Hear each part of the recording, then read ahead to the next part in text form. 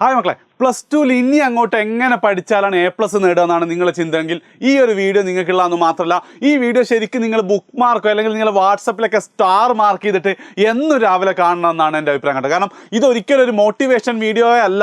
നിങ്ങളുടെ സ്ഥാനത്ത് ഞാനാണെങ്കിൽ ഇനി അങ്ങോട്ട് എങ്ങനെയാണ് പ്ലാൻ ചെയ്ത് പഠിക്കുക എന്നുള്ള സ്ട്രാറ്റജി മാത്രമാണ്.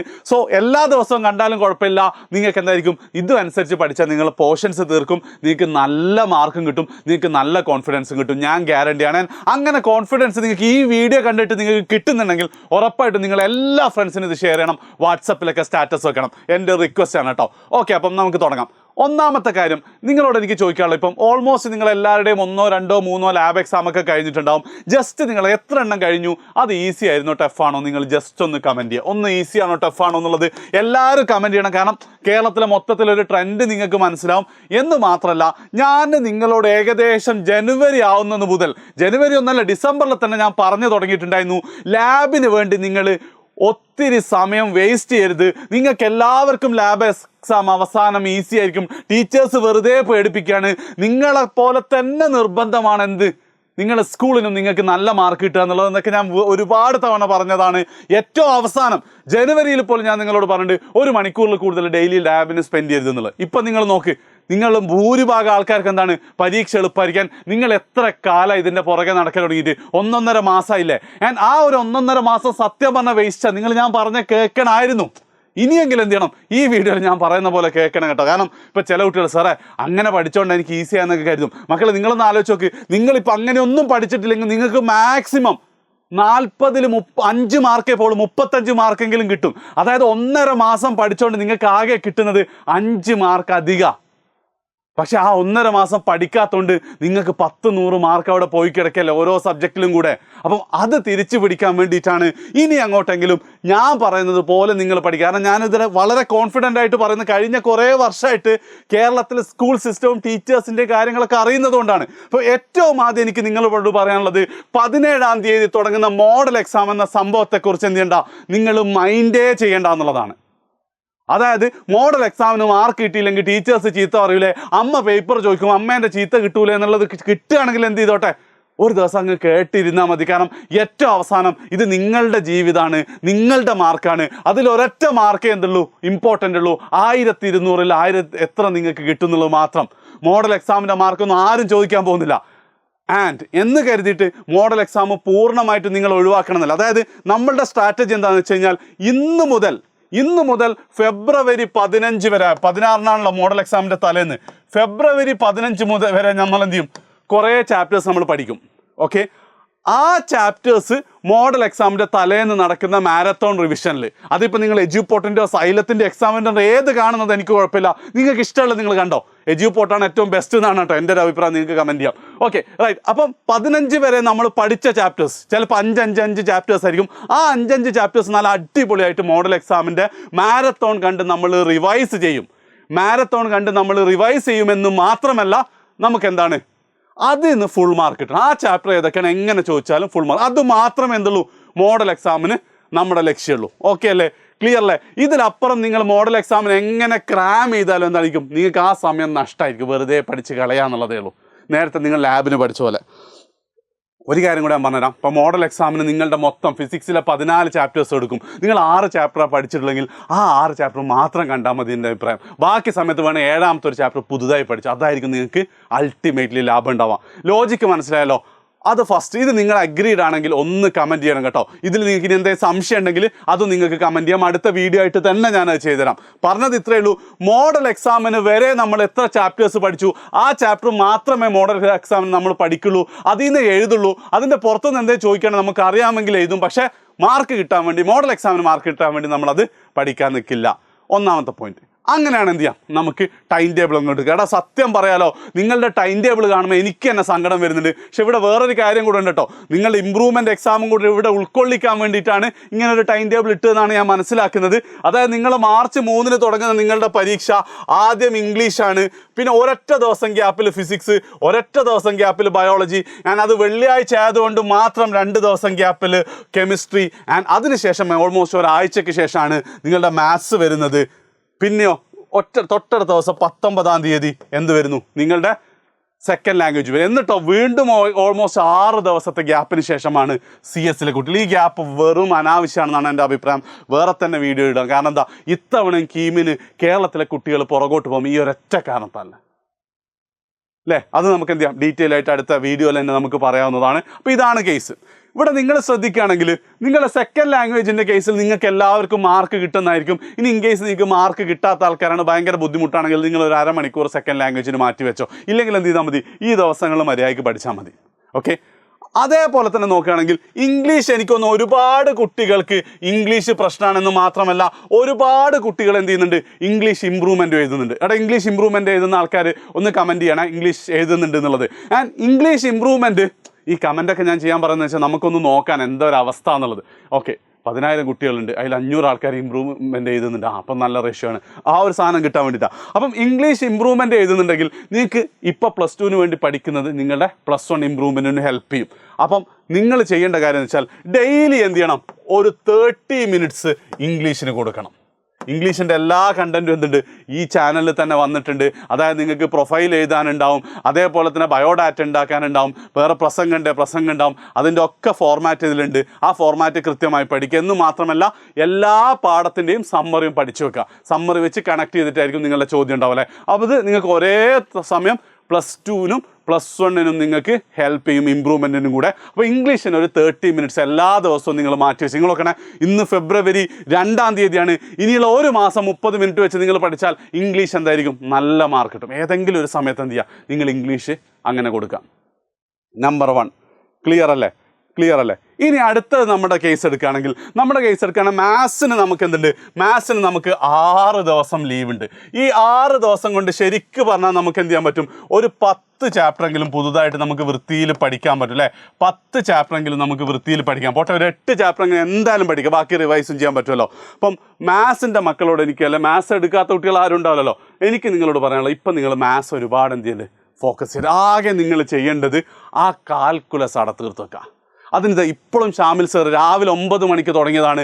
ഞാനിത് വീഡിയോ റെക്കോർഡ് ചെയ്യുന്ന 6 മണിക്കാണ്. ഷാമിൽ സർ ഇപ്പോഴും ക്ലാസ് എടുത്തുകൊണ്ട് ദ കംപ്ലീറ്റ് എന്താ പറയുക കാൽക്കുലസ്. അത് വെറുതെ പരീക്ഷയ്ക്ക് വേണ്ടി തട്ടിക്കൂട്ടി നിങ്ങൾ എന്താണ് പറ്റിക്കാനുള്ള സാധനമല്ല.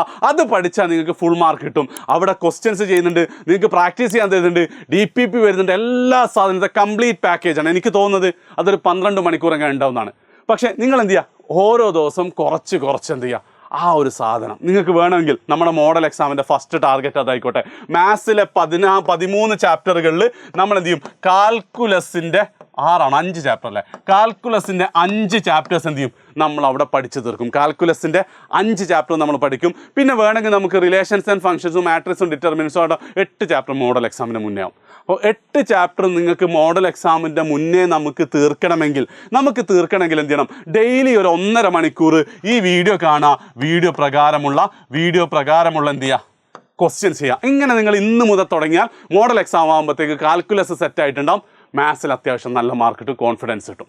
ഓക്കെ, ക്ലിയർ ആണല്ലോ മക്കളെ നിങ്ങളെ സംബന്ധിച്ച്. അപ്പം ഇനി നമ്മുടെ മുന്നിലുള്ളത് നിങ്ങളുടെ മാർച്ച് 3 തുടങ്ങുന്ന എക്സാമിലേക്ക് ഫിസിക്സും കെമിസ്ട്രിയും ബയോവും നമ്മൾ എന്ത് ചെയ്യണം, ഫുള്ള് തീർക്കണം. ഫിസിക്സും കെമിസ്ട്രിയും ബയോവും നമ്മൾ എന്ത് ചെയ്യണം, ഫുള്ള് തീർക്കണം. ശരിയല്ലേ? നമ്മളെ മുന്നിൽ എത്ര ദിവസമുണ്ട്? മാർച്ച് 3-നാണ് എക്സാം. നിങ്ങൾ ഇംഗ്ലീഷ് എത്ര നേരത്തെ പഠിച്ചു തുടങ്ങിയാലും 1-നും 2-നും ഇംഗ്ലീഷ് മാത്രമേ നിങ്ങൾക്ക് പഠിക്കാൻ പറ്റുള്ളൂ. ചുരുക്കി പറഞ്ഞാൽ ഫെബ്രുവരി 28 വരെയാണെന്നുള്ളത് നമുക്ക് ദിവസമുള്ളത് പഠിച്ചു തീർക്കാൻ. ഈ 3 സബ്ജക്റ്റുകൾ 28 ദിവസമുണ്ട്. അതിലെന്താണ് 6 ദിവസം നിങ്ങളുടെ മോഡൽ എക്സാമിന് പോകും. ആ സമയത്ത് ലൈവുകൾ കാണണമെന്ന് ഞാൻ ഉറപ്പായിട്ടും പറയും. പരീക്ഷയുടെ തലേന്ന് നിങ്ങൾക്ക് ചെയ്യാൻ പറ്റുന്ന ഏറ്റവും ബെസ്റ്റ് സാധനം മോഡൽ എക്സാം ലൈവാണ്. അപ്പം 6 ദിവസം നമുക്കിവിടെ പോയാൽ 28 - 6 അഥവാ 22 ദിവസമാണ് നമുക്ക് പഠിക്കാനുള്ളത്. 22 ദിവസമാണ് നമുക്ക് പഠിക്കാനുള്ളത്. നമ്മളെ മുന്നിലോ 37 ചാപ്റ്റേഴ്സും. 22 ദിവസം 37 ചാപ്റ്റേഴ്സ്. ഈ ദിവസങ്ങൾ നിങ്ങൾ ആലോചിക്കണം. നിങ്ങളുടെ സെൻഡ് ഓഫ് വരുന്നുണ്ട്, നിങ്ങൾക്ക് സുഖമില്ലാത്ത ദിവസമുണ്ട്, നിങ്ങൾക്ക് എന്താണ് മൂഡില്ലാത്ത ദിവസങ്ങളൊക്കെ ഉണ്ട്. ചുരുക്കി പറഞ്ഞാൽ ഒരു ദിവസം 2 ചാപ്റ്റർ വെച്ച് നമ്മൾ ഇനി അങ്ങോട്ട് പഠിക്കുകയാണ്, നിങ്ങളൊരു പ്രോബ്ലം ഉണ്ടാവില്ല. ഒരു ദിവസം 2 ചാപ്റ്റർ വെച്ച് നിങ്ങൾക്ക് പഠിക്കാനും പറ്റും. സ്കൂളുള്ള ദിവസവും പറ്റും, സ്കൂളില്ലാത്ത ദിവസവും പറ്റും. എടാ നോക്കണേ എങ്ങനെയാണ് ഞാൻ ചെയ്യുന്നതെന്നും കൂടി കഴിഞ്ഞാൽ how to study more hours. ഇവിടെ നിങ്ങൾ മനസ്സിലാക്കേണ്ടത് നിങ്ങൾ എത്രത്തോളം സമയം പഠിക്കാനിരിക്കുന്നു അത്രത്തോളം നേരത്തെ നിങ്ങൾക്ക് എന്ത് ചെയ്യാൻ പറ്റും, ഈ ചാപ്റ്റേഴ്സ് മുഴുവൻ പഠിച്ചു തീർക്കാൻ പറ്റും. ഈ ചാപ്റ്റേഴ്സ് മുഴുവൻ നിങ്ങൾക്ക് പഠിച്ചു തീർക്കാൻ പറ്റും. എങ്ങനെയായിരിക്കും എൻ്റെ ഒരു ടൈം ടേബിൾ?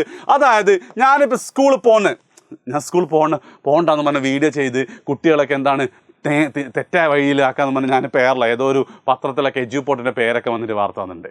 അതിനുള്ള മറുപടി പിന്നെ കൊടുക്കാം. പക്ഷേ നിങ്ങളുടെ മുന്നിൽ സ്കൂളിൽ പോകുന്നൊരു കുട്ടിയാണെങ്കിൽ ഓൾമോസ്റ്റ് 8 മണി ടു 6 മണി ഞാൻ സ്കൂളിൽ പോകുന്നതെന്ന് വെച്ചോ. ഇത്രയും സമയം എന്ന് വെച്ചാൽ നമ്മൾ പഠിച്ചുകൊണ്ടിരിക്കുമ്പോൾ ഇനി റെഡി ആവണമെന്ന് പറഞ്ഞിട്ട് നേരെ എന്താണ് കുളിച്ച് ഭക്ഷണം കഴിക്കുന്നു. ആ ഒരു 8 മണി മുതൽ തിരിച്ച് വീട്ടിൽ തിരിച്ചെത്തുന്നവരെയുള്ള 6 മണിക്കൂർ ഞാൻ സ്കൂളാണ്. എന്ന് മാത്രമല്ല ഞാനൊരു 6 മണിക്കൂർ എന്ത് ചെയ്യുന്നുണ്ട്, ഒരു 6 മണിക്കൂർ ഞാൻ എന്ത് ചെയ്യുന്നുണ്ട്, ഞാൻ ഉറങ്ങുകയും ചെയ്യുന്നുണ്ട്. എൻ്റെ ആ ഒരു 6 മണിക്കൂർ ഞാൻ ഇങ്ങനെയാണ് ചെയ്യുന്നത്. എത്ര? രാത്രി 12 മണി മുതൽ 6 മണി വരെ. ഇതാണ് എൻ്റെ സ്ലീപ്പിംഗ് ടൈം. ഇത്രയും കാര്യങ്ങൾ ഞാൻ ചെയ്തിട്ട് ബാക്കി എങ്ങനെ സ്കൂളുള്ള ദിവസം പഠിക്കാമെന്ന്. ഇത് സ്ലീപ്പ്, ഇത് സ്കൂളുള്ള ദിവസം പഠിക്കുകയാണെങ്കിൽ നമുക്ക് എത്ര സമയം ഉണ്ടാവും അവിടെ ബാക്കി? രാവിലെ എന്തുണ്ടാവും? മോർണിംഗ് 6 മണി മുതൽ 8 മണിക്കൂർ വരെ ഒരു സ്ലോട്ട് ഉണ്ടാവും. പിന്നെയോ വൈകുന്നേരം 6 മണി മുതൽ 8 മണി വരെ ഒരു സ്ലോട്ട് ഉണ്ട്. 8 ടു 10 മറ്റൊരു സ്ലോട്ട് ഉണ്ട്. 10 ടു 12 2 മണിക്കൂറിൻ്റെ 3 സ്ലോട്ടുകളാക്കി വെക്കുക. 2 മണിക്കൂറിൻ്റെ 3 സ്ലോട്ടുകളാക്കി വെക്കുക. എന്ന് മാത്രമല്ല 2 മണിക്കൂറിൻ്റെ സ്ലോട്ടുകളാക്കി വെക്കുക. എത്ര സ്ലോട്ടാണെന്നുള്ളത് നിങ്ങൾക്ക് ഈ സമയം, ഇപ്പം നിങ്ങൾ 4 മണിക്ക് തിരിച്ചെത്തുന്നുണ്ട്, 10 മണിക്ക് പോയാൽ മതിയെങ്കിൽ അങ്ങനെ ഉച്ചവരെ സ്കൂളുകളൊക്കെ ഉണ്ട്. ഇങ്ങനെ ആക്കിയിട്ട് നിങ്ങൾ 1.5 മണിക്കൂർ കണ്ടിന്യൂസ് പഠിക്കാനിരിക്കണം. എടാ ഈ 1.5 മണിക്കൂർ മുന്നേ നിങ്ങളിങ്ങനെ കേട്ടിട്ടുണ്ടോ മറ്റേ ടൈം ബോക്സ് ഇതായിരുന്നു, മറന്നുപോയി, പാരഡോക്സ്, മറന്നുപോയി. ഓക്കെ, 1.5 മണിക്കൂർ എന്ന് പറഞ്ഞാൽ നമ്മുടെ സർക്കേഡിയൻ റീതം, നമ്മുടെ സ്ലീപ്പ് സൈക്കിളിൻ്റെ ഒക്കെ അതേ ഇതാണ്. നിങ്ങൾ ചിലപ്പോൾ എവിടെയെങ്കിലും വായിച്ചിട്ട് 3 മണിക്കൂറിൻ്റെ മൾട്ടിപ്പിൾ ആയിട്ട് ഉറങ്ങണം എന്നൊക്കെ ഉള്ളത് അല്ലേ. അതായത് ഓരോ 1.5 മണിക്കൂറായിരിക്കും നമ്മളൊരു ഡീപ്പ് സ്ലീപ്പിൻ്റെ ഒരു സ്ലീപ്പ് സൈക്കിൾ എന്ന് പറഞ്ഞത്. അപ്പോൾ ആ ഒരു സൈക്കിളിൽ നിങ്ങൾ സ്ഥിരം ചെയ്ത് ശീലിച്ചാൽ നിങ്ങൾക്ക് ഭയങ്കര എഫക്റ്റീവായിരിക്കും, കണ്ടിന്യൂസ് ആയിട്ട് വർക്ക് ചെയ്യാൻ പറ്റും. അപ്പോൾ ഓരോ 2 മണിക്കൂറിൽ എന്ത് ചെയ്യണം, നിങ്ങൾ 1.5 മണിക്കൂർ പഠിക്കാനെടുക്കുക. ബാക്കി 1/2 മണിക്കൂർ നിങ്ങൾക്ക് ഇഷ്ടമുള്ള ചെയ്തു. ഇപ്പോൾ ഉദാഹരണത്തിന് 6 മണിക്ക് നിങ്ങൾ എത്തിക്കഴിഞ്ഞാൽ സർ 6 മണിക്ക് തന്നെ ഇരിക്കാൻ പറ്റുമോ എന്ന് ചോദിച്ചാൽ ഇല്ല, പറ്റൂല. പക്ഷേ എന്താ 6:30 വരെ നിങ്ങൾക്ക് എന്ത് ചെയ്യാൻ പറ്റും, കുളിച്ച് റെഡിയായിട്ട് സെറ്റായിട്ട് ഇരിക്കാൻ പറ്റും. നിസ്കരിക്കേണ്ടവർക്ക് നിസ്കരിച്ചിരിക്കാം അല്ലേ. അതാണ് ഫസ്റ്റ്. പിന്നെ വേണമെങ്കിൽ എന്ത് 8 മണിക്ക് ശേഷം 8 ടു 8 നിങ്ങൾ ഭക്ഷണം കഴിച്ച് അമ്മേനോടൊക്കെ ഒന്ന് സംസാരിക്കുകയൊക്കെ ചെയ്തോ. എന്നിട്ട് എന്ത് 1.5 മണിക്കൂർ. പിന്നെ അടുത്തതിൽ അങ്ങനെ നിങ്ങൾക്ക് നോക്കുകയാണെങ്കിൽ ഒരു ദിവസം നിങ്ങൾക്ക് ഇങ്ങനത്തെ 4.5 മണിക്കൂറുണ്ട്. അഥവാ 6 ഹവേഴ്സ് സ്കൂളുള്ള ദിവസം കൂളായിട്ട് നിങ്ങൾക്ക് പഠിക്കാൻ പറ്റും.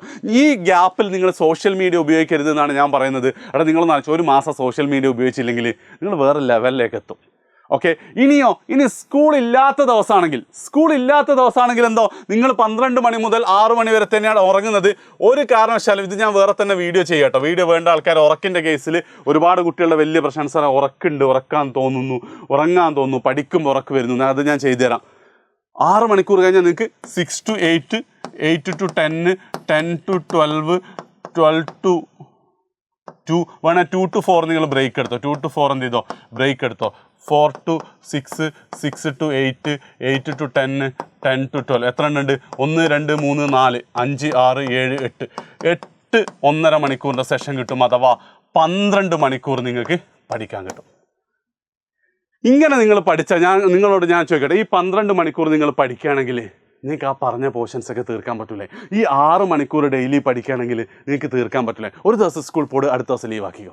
കാരണം ഡെയിലി 6 മണിക്കൂർ നിങ്ങൾക്ക് 2 ചാപ്റ്റർ തീർത്താൽ പോരാ. കാരണം എന്താ, നമ്മൾ ഇംഗ്ലീഷിന് എന്ത് ചെയ്യുന്നുണ്ട്, 30 മിനിറ്റ്സ് എല്ലാ ദിവസവും കൊടുക്കുന്നുണ്ട്. എന്ന് മാത്രമല്ല മാത്സിന് 1.5 മണിക്കൂറും കൊടുക്കുന്നുണ്ട്. അപ്പോൾ നിങ്ങൾക്ക് എന്ത് ചെയ്യാം, നിങ്ങൾ രാവിലത്തെ മോർണിംഗ് ഈ 1.5 മണിക്കൂർ എന്ന് പറയുന്നത് ഷാമിൽ സാറുടെ കാൽക്കുലസ് ആയിക്കോട്ടെ. അതേപോലെ തന്നെ എന്ത് ചെയ്യാം, രാത്രി 10 to 12 അവസാനത്തെ 1/2 മണിക്കൂർ എന്ത് ചെയ്തോ ഇംഗ്ലീഷിനോട്. ഇതൊക്കെ നിങ്ങൾക്ക് ഇഷ്ടമുള്ള ചെയ്യട്ടോ. ബാക്കിയുള്ള സമയം, ബാക്കി 4 മണിക്കൂറാണ് ഒരു ദിവസം കിട്ടുന്നത്. 4 മണിക്കൂർ കൊണ്ട് ഒരു പാഠം നിങ്ങൾക്ക് 2 പാഠം തീർക്കാൻ പറ്റില്ല, 1.5 പാഠം തീർക്കാൻ പറ്റുള്ളൂ. അത് ഇവിടെ വെച്ചിട്ട് നിങ്ങൾ എന്ത് ചെയ്യണം, യൂസ് ചെയ്യണം. അങ്ങനെ നിങ്ങളൊന്ന് യൂസ് ചെയ്ത് പഠിച്ചു നോക്കടാ. കിട്ടും. ഇങ്ങനെ പഠിച്ചിട്ട് കിട്ടിയ ആൾക്കാരുടെ മക്കളെ നിങ്ങൾ മനസ്സിലാക്കേണ്ട കാര്യം എന്ന് വെച്ചാൽ, ഇങ്ങനെ നിങ്ങൾ പഠിച്ചിട്ട്, അതായത് എല്ലാം നഷ്ടപ്പെട്ടു ഒന്നും ഇനി നടക്കൂല എന്നുള്ള നെഞ്ചത്തൊരു കല്ലും വെച്ച് നടക്കുന്ന ആൾക്കാരല്ലേ നിങ്ങളൊന്ന് ട്രാക്ക് കയറിയിട്ടൊന്ന് പഠിച്ച് തുടങ്ങിയിട്ട് ഫൈനൽ എക്സാം തകർത്ത് എഴുതി കഴിഞ്ഞല്ലേ നിങ്ങൾ വേറെ ലെവലാവും. നിങ്ങൾ പോലും അറിയാതെ ക്രാഷിന് ജോയിൻ ചെയ്യും. നിങ്ങൾക്ക് നല്ല സ്കോർ കിട്ടും. അപ്പം നിങ്ങൾക്ക് തോന്നുന്നു റിപ്പീറ്റ് ചെയ്താൽ എന്താ ഡോക്ടർ ആവാൻ പറ്റും, IIT-യിലോ NIT-യിലോ പഠിക്കാൻ പറ്റും എന്ന് പറയും. ആൻഡ് അങ്ങനെ നിങ്ങൾ റിപ്പീറ്റ് ചെയ്തിട്ട് ഇപ്പം ഞങ്ങളുടെ കൂടെ എന്ത് ചെയ്യുന്നുണ്ട്, ഒരുപാട് മക്കൾ പഠിക്കുന്നുണ്ട്. +2-ൽ ഇങ്ങനെ ഒരു തിരിച്ചുവരവ് നടത്തിയിട്ട് ഉറപ്പായിട്ട് അവരൊക്കെ നാളെ റിസൾട്ട് വരുമ്പോൾ കേരളത്തിലെ ഏതെങ്കിലും ഗവൺമെൻറ് മെഡിക്കൽ കോളേജിൽ NIT-യിലോ IIT-യിലോ പഠിക്കും. ആ തുടക്കത്തിലേക്കാണ് ഞാൻ നിങ്ങളെ വിളിക്കുന്നത്. ഇന്നു മുതൽ തുടങ്ങുക. സെറ്റല്ലേ? എങ്ങനെ നോക്കിയാലും 27 പാഠം നമുക്ക് തീർക്കാൻ പറ്റും. ഫുൾ മാർക്ക് കിട്ടും. കോൺഫിഡൻസ് ആയിട്ടുണ്ട്. ഇപ്പം തന്നെ സ്റ്റാറ്റസ് വെക്കടാ, ഫ്രണ്ട്സിനൊക്കെ ഷെയർ ചെയ്യും. ബൈ.